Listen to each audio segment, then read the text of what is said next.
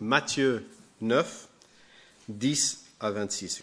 Comme Jésus était à table dans la maison, voici beaucoup de publicains et des gens de mauvaise vie vinrent se mettre à table avec lui et avec ses disciples.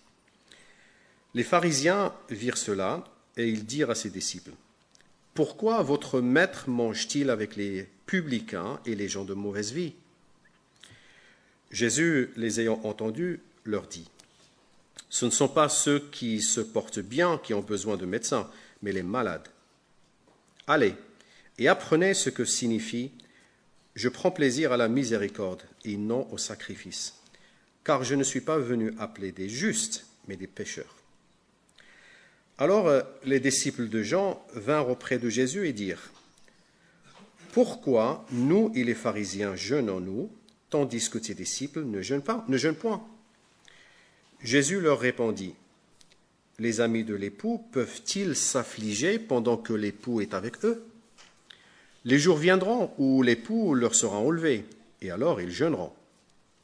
Personne ne met une pièce de drap neuf à un vieil habit, car elle emporterait une partie de l'habit, et la déchirure serait pire.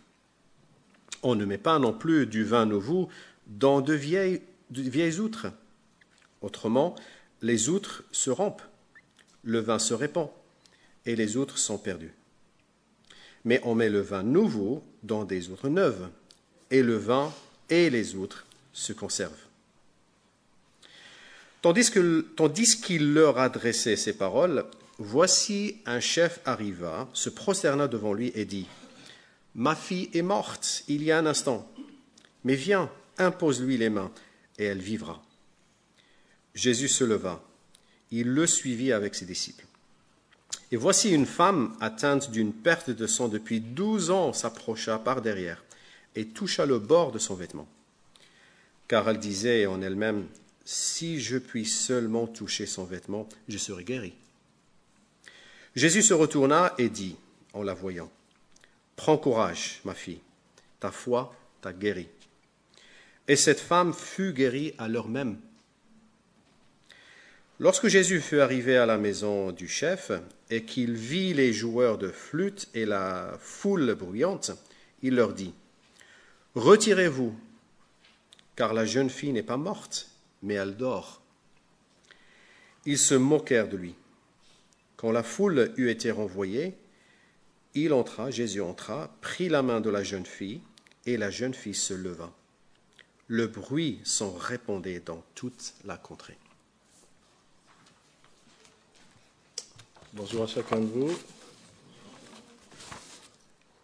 Je vous invite à prier avec moi. Seigneur, nous te disons merci pour ta parole. Merci de ce que tu es bon envers nous et de ce que tu es toujours présent, même si nous n'avons pas l'impression. Tu connais le besoin de chacun de nous. Tu connais nos différentes épreuves. Tu sais à quel point nous avons besoin de toi dans certaines circonstances de nos vies. Et nous te prions que ce matin, tu nous nourrisses de ta patience, de ton amour et de l'attente envers toi, le Dieu bon qui nous aime et qui pourvoira toujours à nos besoins. Que le nom du Seigneur Jésus-Christ soit glorifié ce matin. Amen. Je ne sais pas, je vais commencer par une illustration. Je ne sais pas si vous vous êtes déjà trouvé dans la salle d'attente des urgences d'un hôpital. Pendant toute la période Covid, on a beaucoup parlé d'engorgement des services d'urgence dans nos hôpitaux. Et bien sûr, ce n'est pas rare, même en temps normal, que ces services d'urgence soient complètement débordés. Et je me souviens moi-même avoir accompagné des amis aux urgences il y a quelques années, vous connaissez l'histoire. Et alors qu'on était assis dans la salle d'attente des urgences et que les malades et les blessés arrivaient chacun à son tour, les services étaient débordés et j'étais frappé par le changement qui s'opérait chez les patients au fur et à mesure que le temps passait. Ceux qui attendaient, les derniers arrivés. Donc les derniers patients n'étaient justement pas du tout patients. Plus on était le dernier arrivé, moins on était patient. Et ils étaient assis sur leur chaise, aux aguets, assis sur le bord de la chaise, et attendant très impatiemment que quelqu'un arrive. Quand ils voyaient une blouse blanche apparaître, ils sautaient sur leurs pieds et ils se précipitaient. Mais ça fait 1 heure que je suis là, de quel droit est-ce qu'on me fait attendre? Mais à peu près au fil du temps, au fil des minutes, au fil des heures, ils finissaient par se résigner, comme les autres qui étaient arrivés bien avant eux. Et je me souviens bien que certains même avaient tellement attendu, avec le regard complètement perdu dans le vide, ils avaient tellement attendu qu'ils ont même laissé passer l'appel de leur nom, finalement. Ils n'ont pas réalisé que leur tour était enfin arrivé et que l'attente était terminée. Ce n'est jamais facile d'attendre. Vous êtes d'accord avec moi? Ce n'est jamais facile d'attendre. L'attente use notre patience, met notre patience à rude épreuve. Et c'est vrai aussi dans notre vie, à chacun. Dieu nous fait attendre parfois. Par exemple, est-ce que ce n'est pas vrai que certains d'entre vous ici ce matin avaient prié des années parfois pour quelque chose et vous attendez toujours la réponse? Dieu n'a pas donné de réponse. Vous priez pour la conversion de votre enfant, peut-être, pour la guérison d'un être cher, pour un changement dans votre vie ou dans la vie d'un proche, vous priez et Dieu ne se manifeste pas. Mais qu'est-ce que tu fais, Seigneur? On se demande. Vous priez, Dieu ne répond pas. Ou peut-être vous vivez une épreuve en ce moment même. Vous êtes dans une situation de crise, je ne sais pas, peut-être au travail, dans la famille, les relations sont tendues, comme elles peuvent l'être parfois, et vous aimeriez que Dieu intervienne, qu'il fasse quelque chose dans cette situation et qu'il vous donne du répit, du repos, parce que c'est usant. Où es-tu, Seigneur? Et c'est maintenant qu'il faut faire quelque chose. C'est maintenant que j'ai besoin de toi. C'est maintenant que tu dois agir. Ou peut-être encore, vous traversez par une sorte de désert spirituel, comme le chrétien peut passer parfois. Vous vous sentez accablé, vide, découragé. Vous ne trouvez plus le repos dans votre vie chrétienne, dans votre relation avec Dieu. Et peut-être comme David, dans le psaume 42, vous dites « Oh mon Dieu, quand donc serait-ce que mes yeux verront ta face ?» Peut-être c'est ce que vous vivez. Vous attendez que Dieu vienne vous relevez dans ce moment, vous êtes découragé, mais ce moment-là ne semble pas arriver.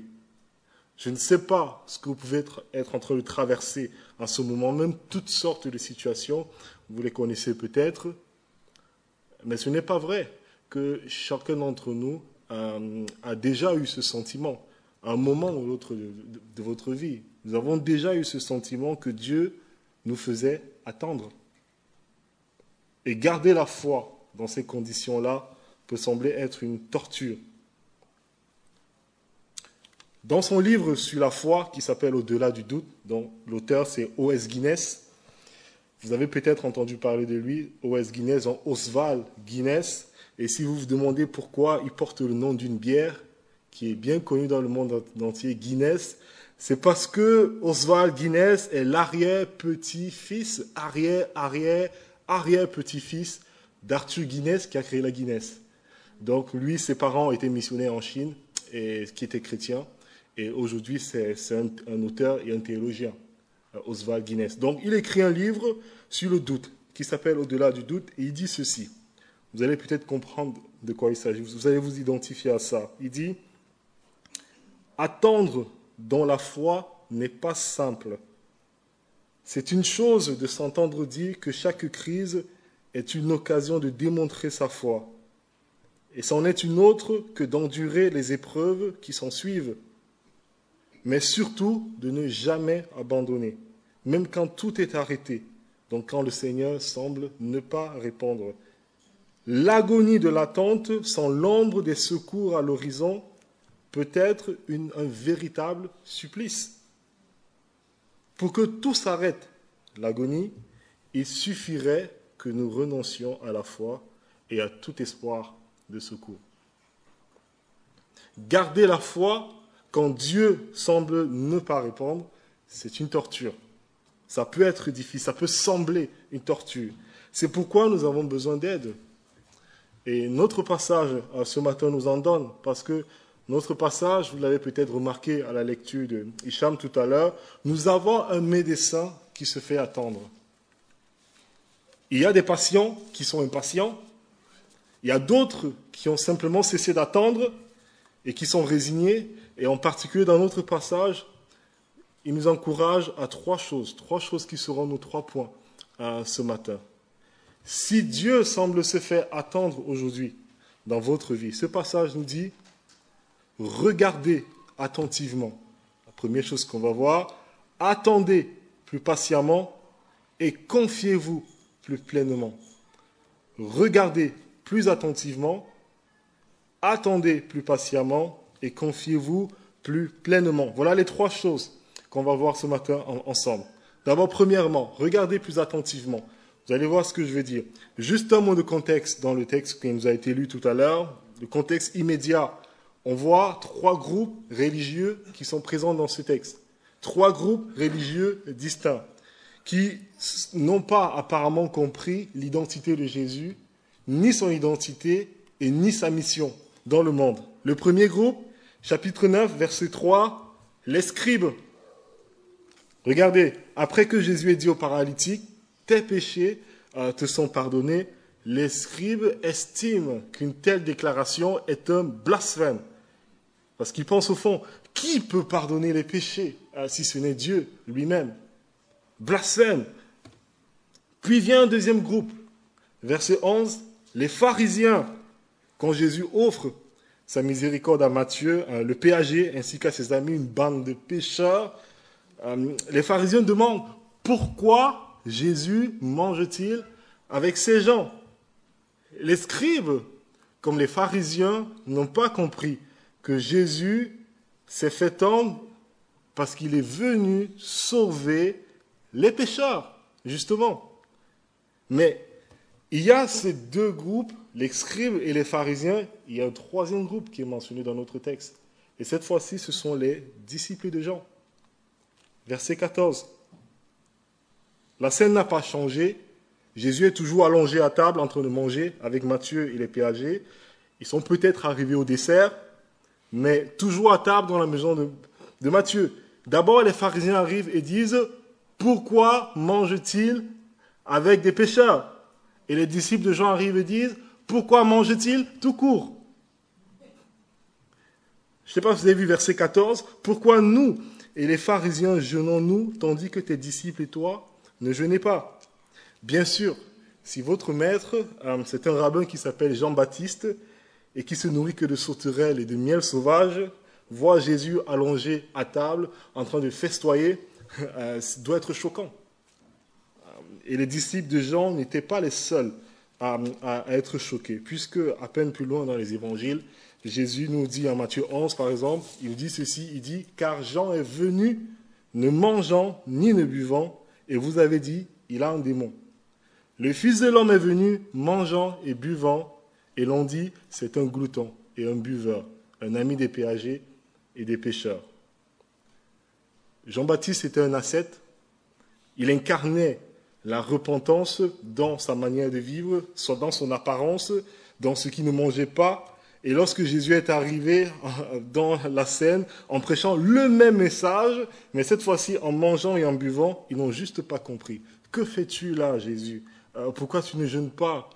Et qu'est-ce que Jésus leur répond? La réponse de Jésus, en gros, c'est « On ne porte pas un habit de deuil à un mariage. » On ne porte pas un habit de deuil à un mariage. Verset 15, « Les amis de l'époux peuvent-ils mener le deuil tant que l'époux est avec eux? Jeûneriez-vous si vous étiez à un mariage? » Non, bien sûr que non. Un mariage, c'est fait pour célébrer. Voilà ce que Jésus leur dit. Pourquoi il utilise cette image du mariage? Je suis en train de prendre un long chemin pour vous amener petit à petit. Vous allez voir où je vais en venir. Mais pourquoi est-ce que Jésus utilise cette image du mariage ici? Et je crois que c'est parce qu'il s'adresse là aux disciples de Jean. Il veut qu'ils se rappellent quelque chose que Jean leur a dit plus tôt. Au chapitre 3, verset 28, lorsque les disciples avaient interrogé Jean, les disciples de Jean au sujet de Jésus, Jean a répondu, il dit, « Je ne suis pas le Christ, mais j'ai été envoyé devant lui. Celui à qui appartient l'épouse, c'est l'époux. Mais l'ami de l'époux qui se tient là et qui l'entend, donc moi Jean, qui est l'ami de l'époux, éprouve une grande joie à cause de la voix de l'époux. Aussi, cette joie qui est la mienne est parfaite. » Maintenant, vous dites peut-être, Jean appelle Jésus l'époux, c'est une image comme une autre pour qualifier Jésus, mais non. Utiliser ce langage-là, c'est réservé uniquement à Dieu dans toute la Bible. Il n'y a que Dieu qui a appelé dans la Bible l'époux. Les prophètes avant Jean utilisaient ce même langage pour parler du Dieu qui a créé le ciel et la terre. Par exemple, Ésaïe 54, « Ne crains pas, car tu ne seras point confondu. Ne rougis pas, car tu ne seras pas déshonoré, mais tu oublieras la honte de ta jeunesse. Et tu te souviendras plus de l'opprobre de ton veuvage, car ton Créateur est ton époux. L'Éternel des armées est son nom, et ton rédacteur est le Saint d'Israël. Il se nomme Dieu de toute la terre, car l'Éternel te rappelle comme une femme délaissée et au cœur attristé, comme une épouse de la jeunesse qui a été répudiée, dit ton Dieu. Quelques instants je t'avais abandonné, mais avec une grande affection, je t'accueillerai. Dans un instant de colère, je t'avais un moment dérobé ma face, mais avec un amour éternel, j'aurai compassion de toi. Dit ton rédacteur, l'Éternel. On peut penser à Osée, chapitre 2. En ce jour, dit l'Éternel, tu m'appelleras mon époux. Alors je conclurai en faveur de mon peuple une alliance. Je serai ton époux pour toujours, où je te fiancerai à moi en mettant à toi la fidélité. Ainsi, tu connaîtras le Seigneur. Et on pourrait citer plein d'autres exemples comme ça chez les prophètes qui utilisent ce même langage d'époux pour parler de Dieu lui-même. Vous voyez donc la revendication de Jésus ici, face à ces trois groupes religieux. Il est en train de leur dire, je suis Dieu, c'est moi, je suis l'époux que vous attendez depuis. Est-ce que vous ne croyez pas? Ne voyez-vous pas que c'est moi que vous attendez depuis si longtemps? Je suis enfin là. Ne voyez-vous pas que Dieu est enfin venu chercher son épouse, qu'il a envoyé son fils bien-aimé, le Christ, pour séduire son épouse, pour la reconquérir, pour la sauver de son infidélité? Ne voyez-vous pas que l'époux est là et que ce n'est pas le moment de mener le deuil et d'être dans la tristesse, mais c'est un temps de festin et de fête? Ne voyez-vous pas, malheureusement? Non, il ne voit pas. Est-ce que ce n'est pas extraordinaire? Réfléchissez un moment. Voilà les disciples de Jean qui avaient attendu toute leur vie, ils avaient attendu ce moment-là, que l'époux enfin vienne. Ils ont prié pour ça toute leur vie, et c'est devant leurs yeux, là sous leurs yeux. Pourtant, ils ne voient pas.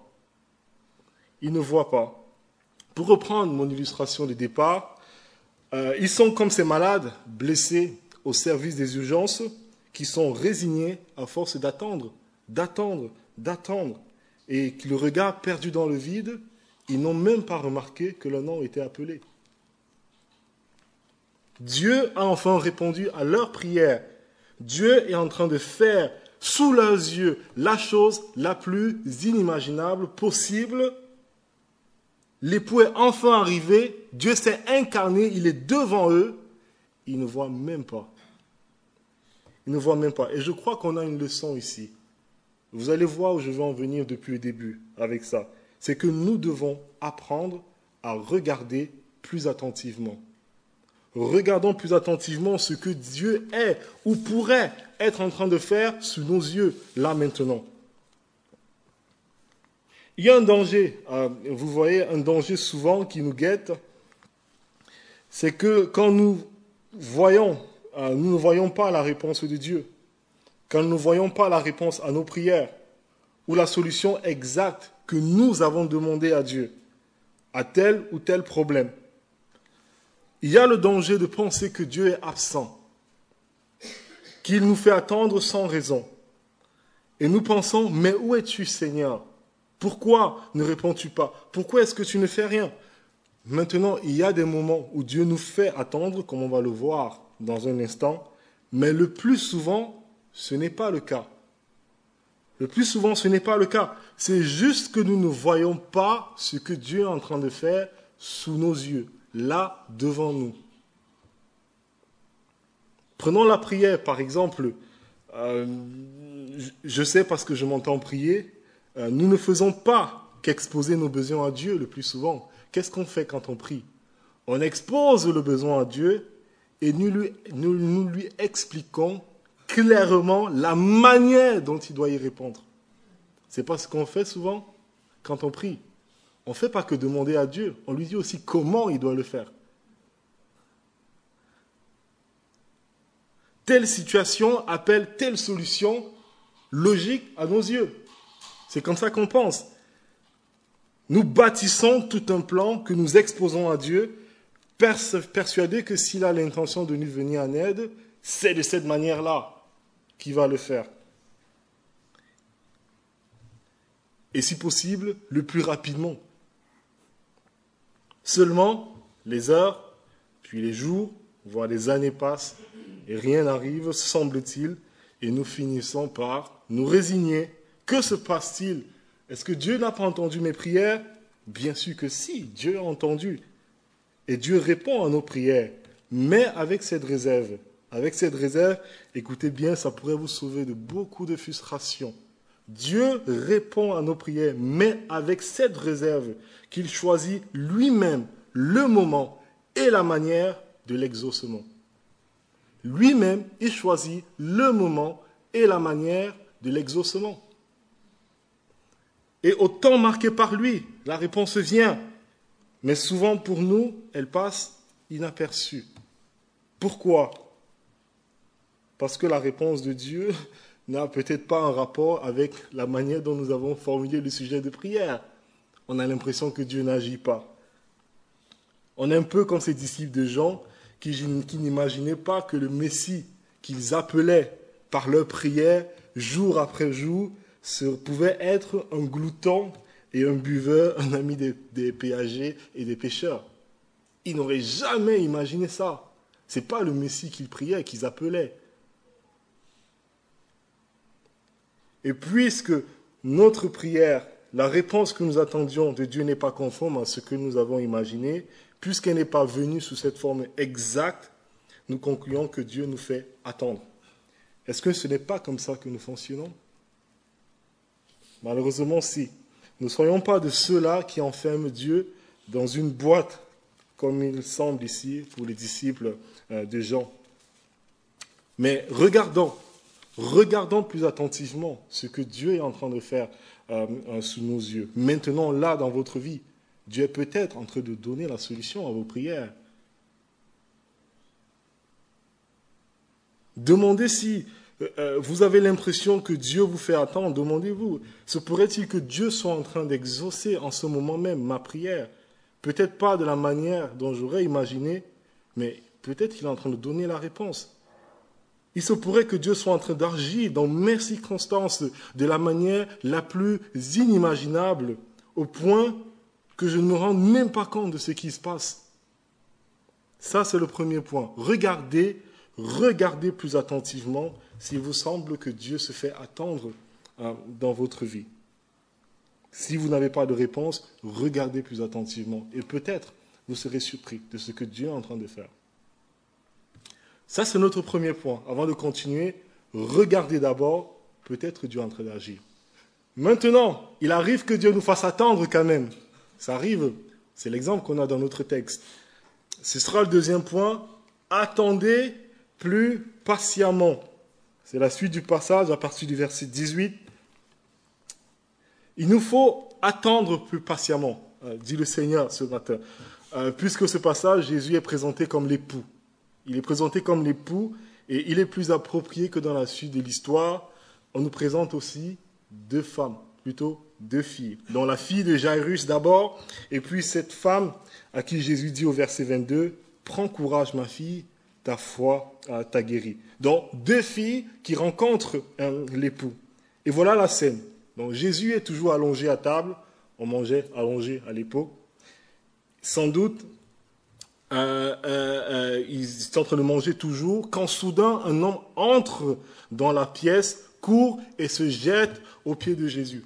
Il s'agit de Jairus, chef de la synagogue, un homme donc connu, sans doute influent, riche, mais désespéré, car sa fille est comme morte. Ce n'est pas qu'elle pourrait mourir, c'est pas qu'elle va mourir très bientôt, mais elle va mourir très bientôt, à moins que Jésus ne vienne la guérir. J'ouvre une petite parenthèse, parce que dans les évangiles, Matthieu semble nous dire que la fille de Jairus vient de mourir. Il y a un instant, c'est la traduction que beaucoup d'entre vous avez dans l'évangile de Matthieu, mais Marc nous dit qu'elle n'était pas encore morte, nous dit qu'elle n'était pas encore morte, elle était mourante. Elle était mourante, ce n'était pas encore le cas, elle n'est que mourante, elle est sur le point de mourir. Et donc, ce que Jairus dit ici, alors il me semble, la bonne traduction dans Matthieu, c'est « ma fille est comme morte ». Elle est comme morte, elle est mourante, elle est aux portes de la mort. Et c'est la raison pour laquelle il se précipite devant Jésus. Il se précipite devant Jésus pour demander son aide parce que Jésus avait déjà fait des guérisons. Donc, il se précipite au pied de Jésus et dans cette fille encore vivante, il n'y a pas d'instant à perdre. Il faut absolument que Jésus arrive et donne la solution à Jairus, qui pose sa main sur cette fille et qu'elle guérisse. Si vous voulez, il faut se dépêcher. Il faut se précipiter à son chevet pour que Jésus puisse la guérir avant qu'il ne soit trop tard. C'est la situation. Donc, qu'est-ce qu'il fait Jésus? Il démarre l'ambulance, il met les sirènes, allez, en route, il fonce. Imaginez la scène, il court. Marc nous dit, la foule le presse, parce qu'il faut arriver avant qu'il ne soit trop tard. Chaque minute compte. Et Jésus est en route, il court, Jairus précipite la foule. Il doit avoir une sorte d'agitation dans la foule, quand tout en coup, Jésus sent quelqu'un le toucher. Il s'arrête, il arrête tout, il arrête l'ambulance, il arrête la sirène, tout s'arrête. Et Jésus demande, qui m'a touché? Qui m'a touché? Et alors, il regarde autour de lui. Et Marc nous dit dans son évangile qu'il y a une femme qui s'approche de lui, qui tombe à ses pieds et lui dit toute la vérité. Elle lui raconte son histoire et Jésus l'écoute. Alors, pouvez-vous imaginer un instant l'angoisse de Jairus à ce moment-là. On est en train de presser Jésus pour qu'il aille guérir cette petite fille aux portes de la mort et tout à coup il s'arrête. Imaginez la confusion des disciples et ceux qui savent ce qui est en train de se passer. Voilà d'un côté cette femme qui souffre d'une maladie chronique. C'est une maladie chronique parce que ça fait 12 ans que ça dure. 12 ans, elle est passée entre les mains de tous les médecins. Et Marc nous dit, ça n'a fait qu'empirer la situation depuis des années. Voilà quelqu'un qui souffre d'une maladie chronique. Certainement, ça peut encore attendre 1 heure ou 2 heures. Ça peut attendre. Alors que de l'autre côté, on a cette petite fille à la porte de la mort. Chaque seconde est important.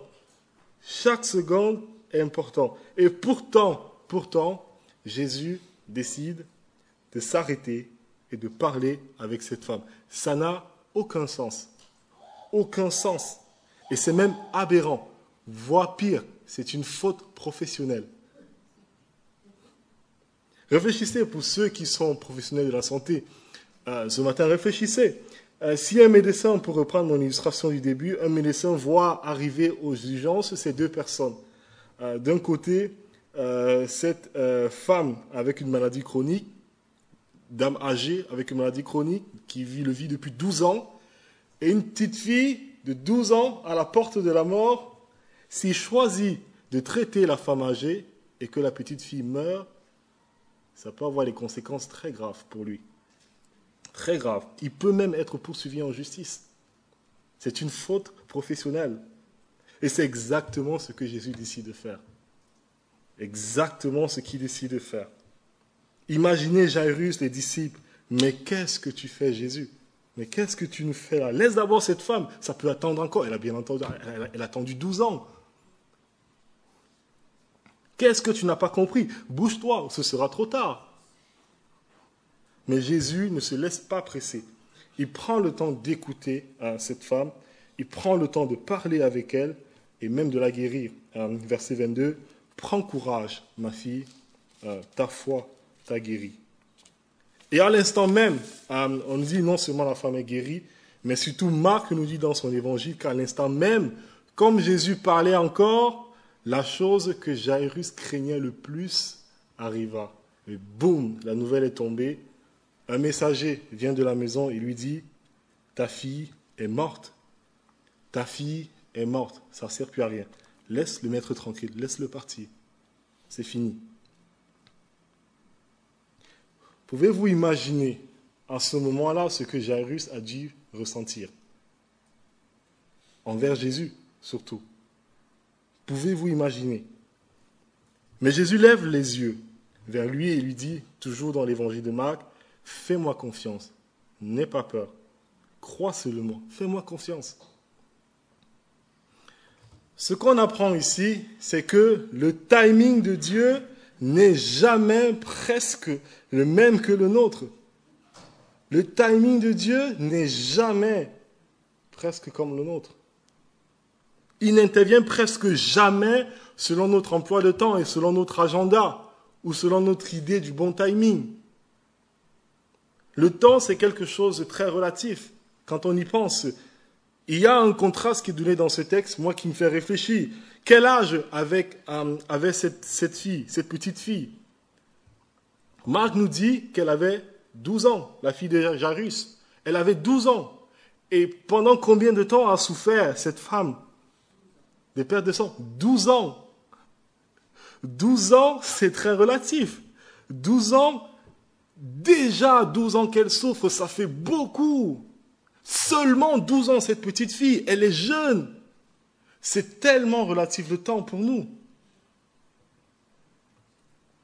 Mais le timing de Dieu confondra toujours le nôtre. Il ne se laisse jamais presser. Jamais presser. Il nous laisse parfois attendre pendant ce qui semble à nos yeux des délais insensés, des retards injustifiés.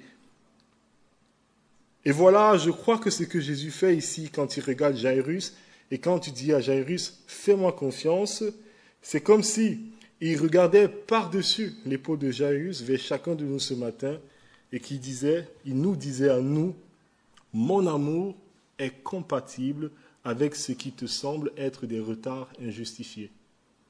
Mon amour est compatible avec l'attente. Ce qu'il dit, ce n'est pas je ne me presse pas, mais je t'aime quand même. Non, ce n'est pas ce que Jésus dit. Jésus dit, je ne me presse pas parce que je t'aime. Je sais ce que je fais.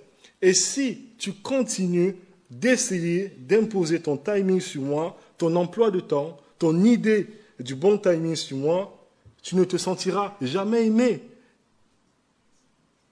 Tu ne te sentiras jamais aimé par moi et ce sera largement ta propre faute. Nous devons apprendre à attendre plus patiemment. Dieu ne se laisse pas presser. Maintenant, la question qu'on peut se poser, c'est pourquoi ces délais? Pourquoi Dieu nous fait parfois attendre dans l'épreuve? Pourquoi?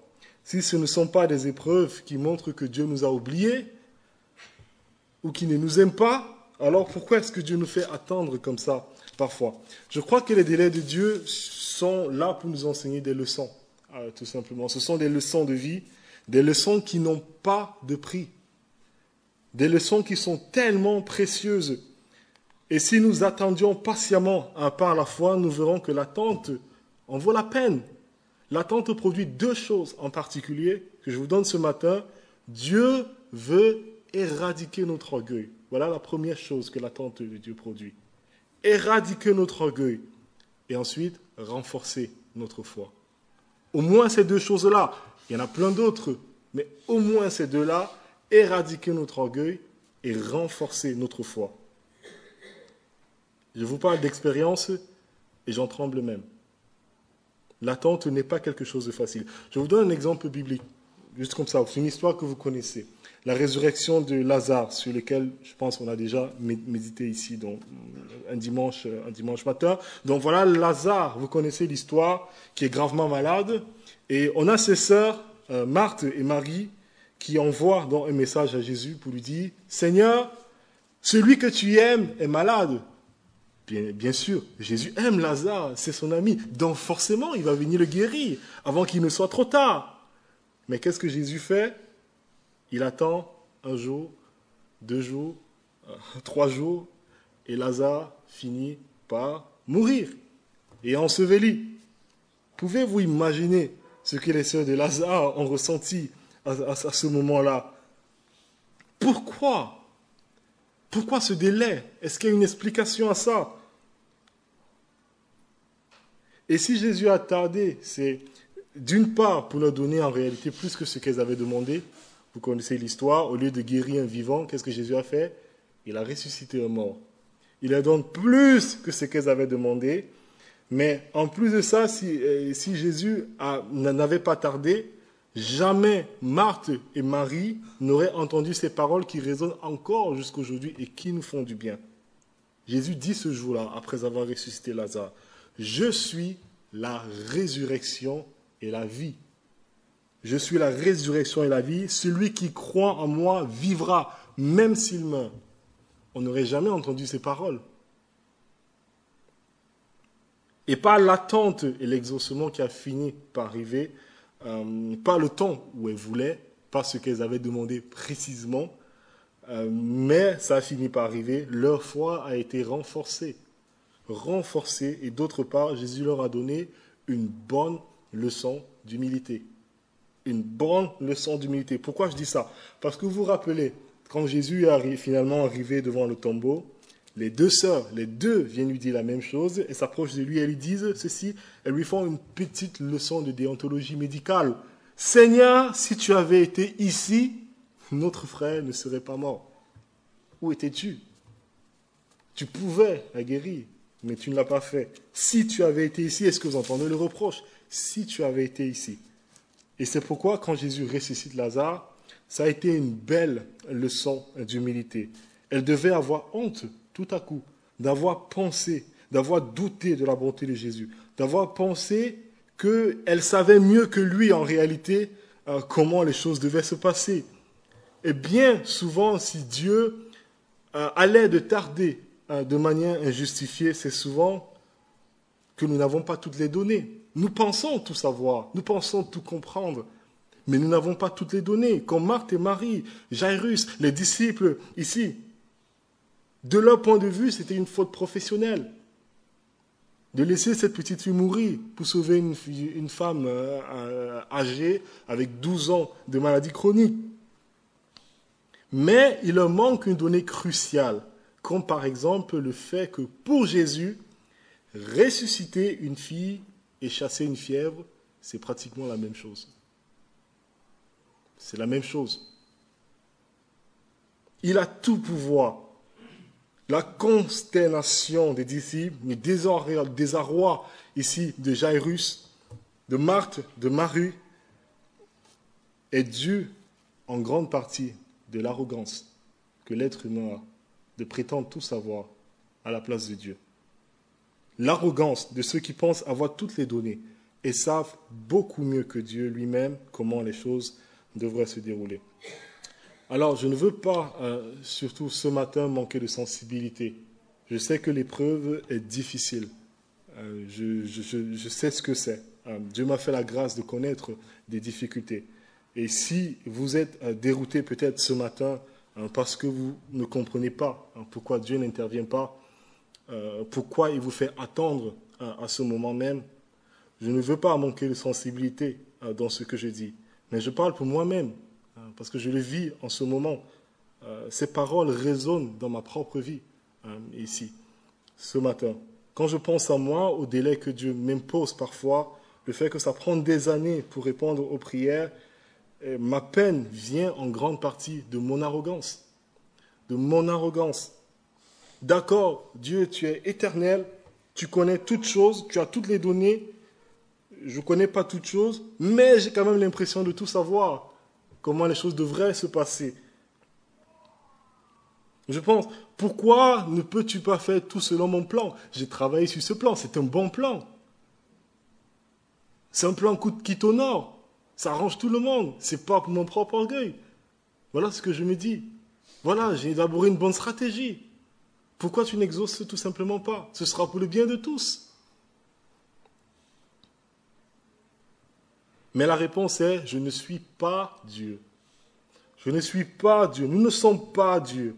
Et ces délais sont souvent là pour éradiquer cette arrogance de notre cœur et renforcer notre foi. Nous pousser davantage à plus de confiance en lui et à la plus grande dépendance de Dieu. Ça, c'est une leçon qui n'a pas de prix. Une leçon qui n'a pas de prix. On ne peut apprendre cela que par l'attente. Alors, où en êtes-vous aujourd'hui dans votre vie? Est-ce que Dieu tarde dans un domaine de votre vie? Perdez-vous patience avec Dieu? Êtes-vous dérouté et prêt à renoncer même à la foi peut-être parce que vous ne comprenez pas pourquoi? Pourquoi Dieu n'intervient pas? Pourquoi il vous fait attendre? Vous pouvez faire confiance à Jésus, comme Jairus dans notre histoire. Attendez plus patiemment. Faites-lui confiance. Mais comment? Comment faire confiance en Dieu? Vous allez me poser la question. Comment peut-on lui faire confiance? Parce que c'est bien de dire, il faut faire confiance en Dieu. On l'entend partout. Je ne sais pas si vous êtes comme moi, mais parfois quand je passe par les difficultés et qu'un frère vient me dire rapidement, fais confiance à Dieu, franchement, je suis énervé. Parce que je me dis, c'est trop facile de dire, fais confiance à Dieu. Mais une fois que tu as dit ça, tu ne donnes pas la solution. Tu ne donnes pas les ressources à la personne de faire confiance à Dieu. Comment je peux être aidé à faire confiance en Dieu? Et c'est ce qu'on va voir maintenant. Confiez-vous pleinement. Confiez-vous pleinement. Comment faire confiance à Jésus? Comment faire que ma confiance en Jésus augmente? Et voici la solution miracle qui nous est donnée dans ce passage. Voyez comment Jésus traite ces deux filles dans le passage. Voyez comment il les traite. Comment l'époux d'un amour éternel a compassion de ces deux pauvres filles. D'abord, la femme atteinte d'une perte de sang. C'est un dérèglement menstruel. Et je pense que vous connaissez les lois dans le Lévitique. Dans le Lévitique 15, une femme est considérée comme impure 7 jours, jusqu'à 7 jours après ces règles. Ça fait 12 ans que cette femme saigne. 12 ans qu'elle est considérée comme impure. Et que toutes les personnes qui la touchent, ou même qui s'assoient à l'endroit où elle s'est assise, sont considérées comme impures. Vous imaginez dans cette société ce qu'elle pouvait vivre. 12 ans. Tout son argent, on l'a vu, elle a donné à des médecins et ça n'a servi à rien.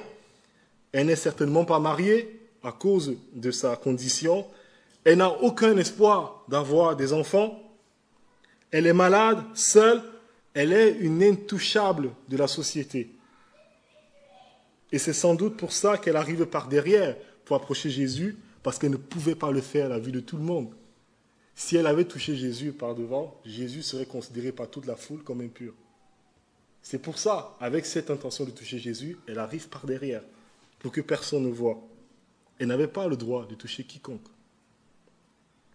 Maintenant, voyez le contraste avec Jairus et comment Jésus renverse les valeurs de l'époque, les valeurs du monde de l'époque.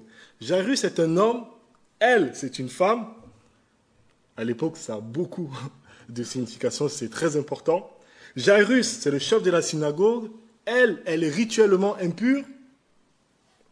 Jairus est riche, elle est pauvre.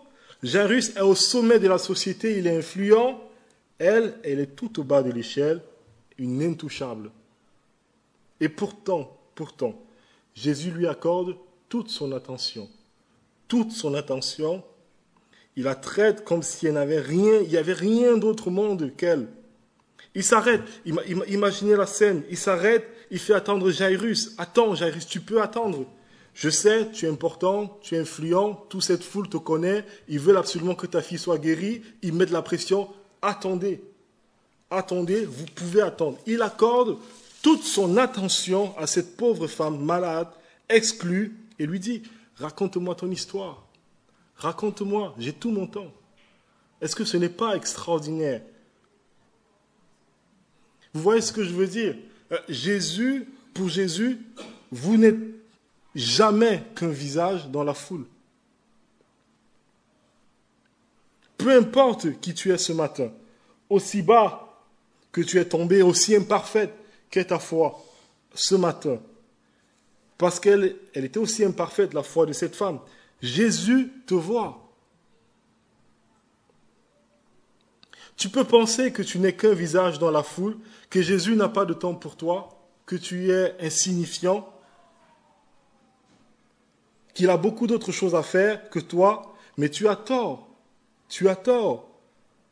Celui qui est important, la personne qui est importante aux yeux de Jésus ce matin, c'est toi. Et pour Jésus, à ses yeux, toi ici ce matin, tu es la seule personne dans cette pièce. Qui que tu sois. Il a du temps pour chacun d'entre nous, peu importe qui nous sommes. Pourquoi ne ferais-je pas confiance à cette personne-là, à cet homme? Pourquoi ne lui ferais-je pas confiance? Faites-lui confiance. Faites confiance à l'homme qui voit une foule de gens importants, influents et pressés, et dirige toute son attention vers cette pauvre femme et lui dit, raconte-moi ton histoire. Dis-moi, vas-y, parle-moi.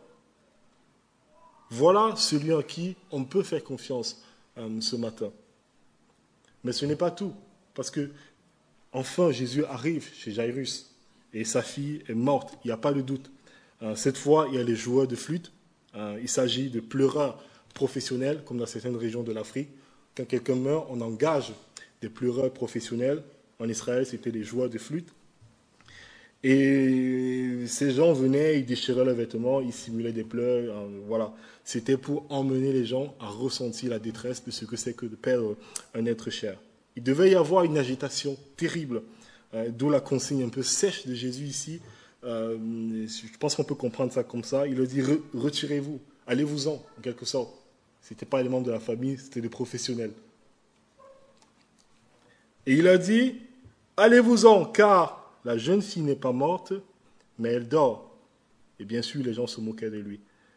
Jésus ne nie pas la mort de la jeune fille, il redéfinit simplement sa mort. Pour celui qui est la résurrection et la vie, la mort n'est rien de pire qu'une bonne sieste. La mort n'est rien de pire qu'une bonne sieste pour Jésus. Marc nous dit dans son évangile qu'ensuite Jésus s'est approché du lit où repose la fille de Jairus, il s'est assis et a dit deux choses. Talitha koumi, c'est-à-dire, Talitha littéralement, c'est petite fille en hébreu, mais c'est un peu compliqué le sens de ce mot parce que selon certains commentateurs, ça ne rend pas vraiment compte du sens. Il y a quelque chose d'affectif normalement dans ce mot. On pourrait plutôt traduire par ma chérie, ma puce. C'est quelque chose de plus affectueux que ça. Et puis, koum, littéralement, lève-toi, il ne dit pas ressuscite. Non, lève-toi.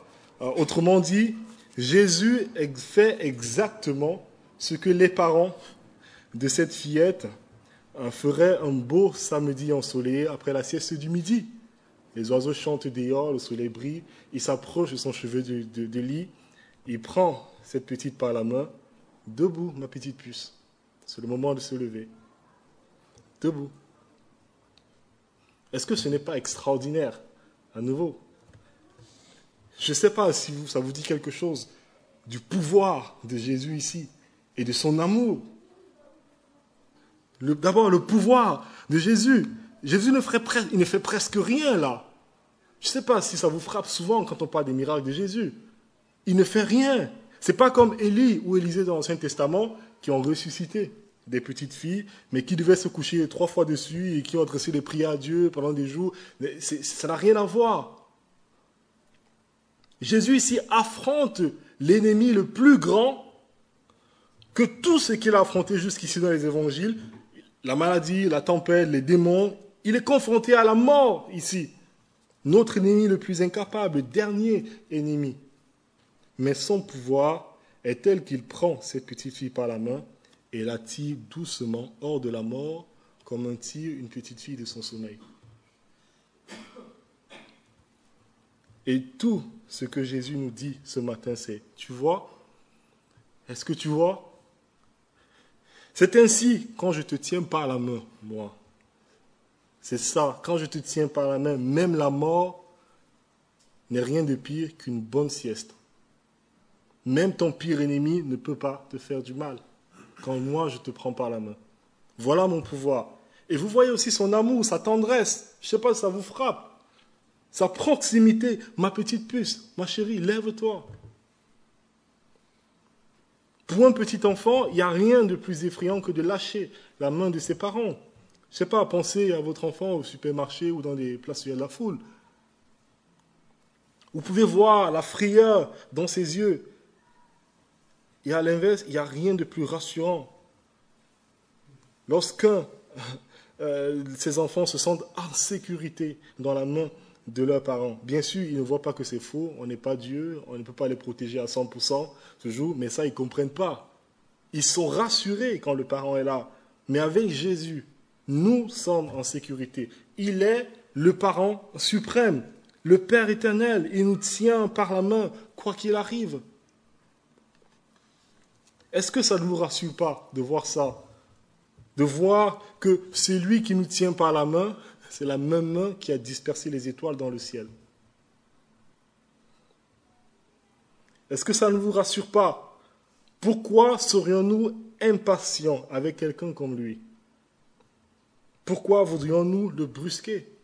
Quelqu'un qui nous aime si tendrement, qui a donné sa vie pour nous.